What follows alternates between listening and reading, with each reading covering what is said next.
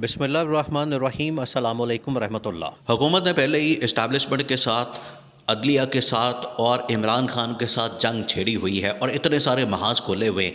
अब जो इन्होंने ताज़ा महाज खोला है अदलिया के ख़िलाफ़, जो कि उसके ऊपर हमला किया है और उसकी वजह से इस्टेब्लिशमेंट के ऊपर भी बहुत ज़्यादा प्रेशर आया है, क्योंकि इस टाइम इदारों के दरमियान बराह रास्त लड़ाई शुरू हो चुकी है।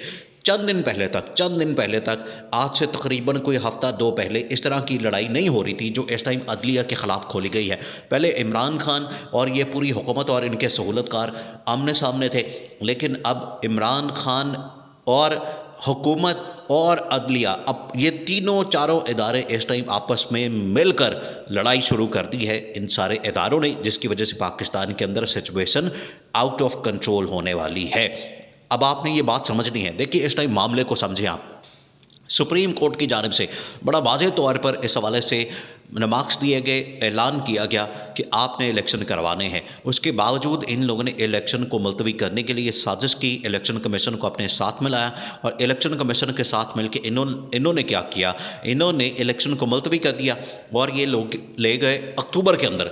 अभी ये क्या करने वाले थे, देखिए अब आपने इसके पीछे चाल समझनी है। इनकी चाल क्या थी? इनकी चाल ये थी, इनकी साजिश ये थी कि हमने पहले करवाना है एक कानून पास, और कानून पास करवा के हमने नवाज़ शरीफ को जो उसकी डिस्क्वालिफिकेशन है वो ख़त्म करवानी है। यहीं से अब सारा मामला शुरू होता है। ये पिछले 10 महीने से जो इन्होंने रट लगाई हुई है कि हमने इलेक्शन नहीं करवाने, हमने इलेक्शन नहीं होने देने, हम इलेक्शन नहीं चाहते, हम इलेक्शन के अंदर नहीं जाना चाहते, उसके पीछे दो वजूहात हैं। देखिए, दो वजूहात आपने समझनी है। एक तो ये कि ये इमरान खान का इनके ऊपर डर और खौफ है। इमरान खान के डर और खौफ की वजह से ये इलेक्शन के अंदर नहीं जाना चाहते। इनको अंदाज़ा है कि अगर हमने मुल्क के अंदर इलेक्शन करवा दिए तो पाकिस्तान में तो हमारा बेड़ा गर्क हो जाना है, सत्यानाश हो जाना है। अवाम में हमें इस टाइम जो बद्दुआएँ और गालियाँ पड़ी हैं, उसकी वजह से हमें वोट नहीं पड़ने बल्कि जूतियाँ पड़नी हैं। ये हालत होनी है, क्योंकि अवाम इस टाइम बड़ी तंग है महंगाई और बेरोज़गारी की वजह से। आप इस टाइम हालत देखें आवाम की, आटा लेने के लिए कितनी बड़ी तादाद में लोग सड़कों के ऊपर होते हैं और हर रोज़ दुनिया मर रही है। ये इस टाइम हालत है। हुकूमत इस टाइम डरती है कि हमने इलेक्शन नहीं करवाने, क्योंकि अगर हम आवाम में चले गए, आवाम ने तो हमारा बेड़ा गर्क कर देना, अवाम ने हमारा कचूमर निकाल देना, क्योंकि जो हमने अवाम के साथ किया है आखिरकार वही इन्होंने भुगतना है। ये तो ऐसी बात नहीं है कि अवाम में ये जो नफ़रत आई है ये इसी वजह से आई है, इन्होंने हालात ख़राब किए हैं। दूसरा, ये इलेक्शन में क्यों नहीं जाना चाहते? इलेक्शन में ये इसलिए नहीं जाना चाहते, ये चाहते हैं कि जिस तरह से मरियम नवाज़ को तमाम केसेस के अंदर एनआरओ मिला है, मरियम नवाज़ को रिलीफ मिला है, मरियम नवाज़ को तमाम केसेस के अंदर माफ़ी मिली है, तमाम केसेस ख़त्म हुए हैं, बिल्कुल उसी तरह से जैसे साकदार को मिला है, जैसे शहबाज शरीफ को मिला है एनआरओ, हमज़ा शहबाज को मिला है एनआरओ। इसी तरह से ये चाहते हैं कि हम नवाज़ शरीफ को भी एक एनआरओ दिलवाएं, और नवाज़ शरीफ ने इस चीज़ के लिए डंडा दिया हुआ है पिछले 1 साल से, इसी चीज़ का डंडा दिया हुआ है कि शहबाज शरीफ को वो किस मकसद के लिए लाया था। और शहबाज शरीफ को हर रोज़ वो ये कहता है कि भाई मुझे अपनी हुकूमत मैंने किस लिए दी है, तुम हुकूमत के अंदर आके बैठे हो, मेरा काम करो, मेरी या तो डील करवाओ या मेरे लिए एनआरओ हासिल करो, मेरी डिस्क्वालिफिकेशन ख़त्म करो, कोई कानून बनाओ, कोई कुछ करो तो सही। आज फिर वो सामने आया मामला। आज इन्होंने ये किया है कि इलेक्शन तो करवा नहीं रहे, तो इन्होंने 2 काम किए हैं।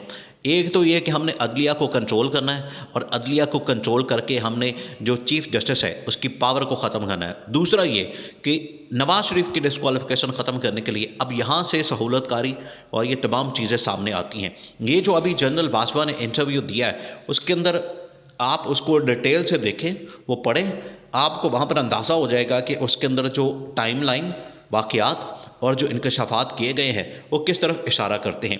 और ये जो इस टाइम टाइमिंग है, ये जो इसकी टाइमिंग है आने की इंटरव्यू की, वो आपको बता सकती है कि इस टाइम हालात किस तरफ जा रहे हैं और ये चाहते क्या है, हुकूमत वाले करने क्या चाहते हैं। यही जो इंटरव्यू है ये आपको बता देगा सारी कहानी कि आज होने क्या जा रहा है। उसके अंदर ये पूरी डिटेल बता दी गई है पिछले 3-4 साल 5 साल की, बल्कि उसके अंदर तो जनरल राहील शरीफ का दौर भी, जनरल रिजवान का दौर भी, उसमें ये 2-3 जो पिछले तकरीबन कोई 8-10 साल हैं उसमें कवर किए गए हैं। और ये अभी इंटरव्यूज़ की किस्तें आ रही हैं, ये अभी 3 किस्तें आई हैं, 3 किस्तें और आनी हैं। ये जो इंकशाफात हो रहे हैं, हालांकि इसके ऊपर जनरल बाजवा ने इसका रिफ्यूज़ किया है, जनरल बाजवा ने इसकी तरदीद की है, इसके बावजूद देखिए, जो इस टाइम सहाफ़ी इंटरव्यू दे रहा है, इंटरव्यू लिख रहा है, छाप रहा है, उसने कहा है कि मेरे पास सारे एविडेंस है, मैंने बात की हुई है, कोई इनकार नहीं कर सकता। तो जनरल बाजवा के अंदर अगर इतनी ताकत है तो जाए फिर उसको सू कर दो, उसको अदालत के अंदर ले जाओ। ये नहीं होगा, तो इसी वजह से अब भुगतना पड़ेगा। ये जो इंटरव्यू दे दिया है ये अब आवाम के सामने, और सुहेल वड़ाइच ने इस बारे में बड़ी ज़बरदस्त बात की। कमर जावेद बाजवा, जनरल बाजवा से मुतालिक सुहेल वड़ाइच ने कहा कि जनरल बाजवा बड़ा गपशप वाला आदमी है, बड़ा शौकीन आदमी है और गपशप लगाने में बड़ा शौक़ रखता है। 6-6 घंटे मुलाकातें, सुहेल वड़ाइच ने कहा 6-6 घंटे की तो मुलाकात मेरे साथ करता था, और इधर की कहानियाँ उधर की कहानियाँ, और इधर के मामलात उधर के वाक़यात, और इधर उधर की गपशप के बड़े शौकीन है। इसी वजह से ये जो गपशप की है अब ये सारी बाहर आई है, और सारी बाहर आई है तो पता चला है कि मामलात क्या होते रहे, किस तरीके से क्या चलता रहा। अब ये सारा कुछ किया जा रहा है। देखिए, ये जो मामलात जब पिछले दिनों सेकंड उसकी एपिसोड दूसरी किस्त आई थी इस इंटरव्यू की, उस वक्त इस्टेब्लिशमेंट ने बड़ा रिएक्ट किया था और जनरल बाजवा को फिर इनकार करना पड़ा था।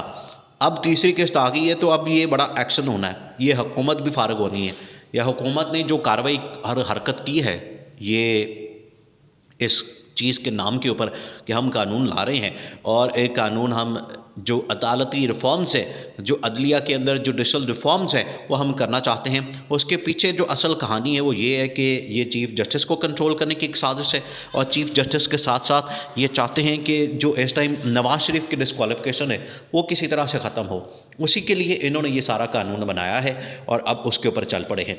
अब उसके ऊपर एक फ़ैसला भी आ गया। आप अंदाज़ा करें इस बात का कितनी जल्दी से, ये कितनी स्पीड के साथ यहाँ पर इंसाफ हो रहा है। आम आदमी अगर इंसाफ लेने चला जाए ना, आम आदमी तो बेचारा सारी ज़िंदगी उसकी गुजर जाती है, उसको इंसाफ नहीं मिलता। उसको अदलिया से, ना थाने से, ना कचहरी से, ना किसी और जगह से, उसकी तो बल्कि FIR तक दर्ज नहीं होती। लेकिन ये जो हुक्मरान तबका है ये किस तरीके से इंसाफ बड़ी जल्दी से कर रहा है, तेज़ी के साथ हर चीज़ें हो रही हैं, तमाम चीज़ें इनके हक़ में हो रही हैं। इधर से कानून बनता है, अभी कानून पास भी नहीं हुआ, अभी सेनेट से पास होना है, उसके बाद सदर के पास जाना है, सदर ने इसके ऊपर साइन करने हैं, तब जाके ये कानून बनेगा। अभी तो सदर ने कहा है मैंने तो रुकावट डाल देनी है। अब ये भी बात है, सदर ने रुकावट डाल देनी है, सदर ने कहना मैं कानून बनाना नहीं, महीना लग जाना है, महीने 1.5 महीने बाद 90 दिन बाद जाके ये कानून बनना है। और उससे पहले ही इन्होंने एक फ़ैसला करवा के जो चीफ़ जस्टिस है उसको रखवा दिया कि आपने असकुत नोटिस की समात नहीं करनी। ये चीज़ें हाथ से निकलते जा रही हैं। जनरल आसिम मुनीर के ऊपर बड़ा प्रेशर आ गया और इन्होंने फिर इस हुकूमत को फारिग करना ही करना है। इस टाइम सारी की सारी गेम, सारी की सारी इस टाइम जो बॉल है वो कोर्ट में है जनरल आसिम मुनीर के, वो ही अब कुछ करेंगे। क्योंकि इमरान खान ने पिछले 10 महीने से जो जंग लड़ी है आखिरकार आवाम के लिए, आवाम की खातिर, उसका रिज़ल्ट आपके सामने है। अब जनरल आसिम मुनीर की बारी है।